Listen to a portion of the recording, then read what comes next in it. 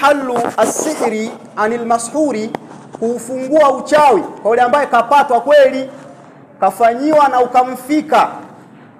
Bila shaka hapa kuna sampuli mbili.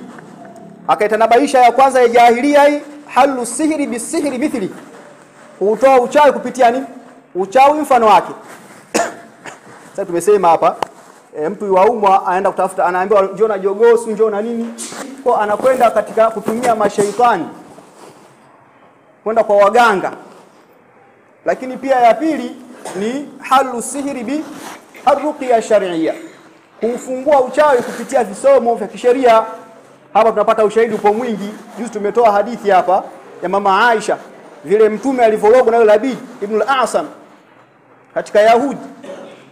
Nini alifanya? Jibril akaja akamsomesha muawidhatan, kampa kula a'udhu birabbin nasi na kula a'udhu birabbil falaq. Kumbe ni rukia ya kisheria, rukia ambayo kwanza ipo kwa kupitia Qur'ani na Sunna. Sasa hiyo rukia kwako wewe au wanayofanya baadhi ya ikhwa leo hii, waweza ukaenda kwa mtaalamu wa rukia lakini ukakuta hali sio ambavyo ilivyo kwa watu wa rukia. Kwa hapa kuna ujumbe kwa wale watu wa rukia, kuna ujumbe maridadi kwa watu wa rukia, watu wa visomo.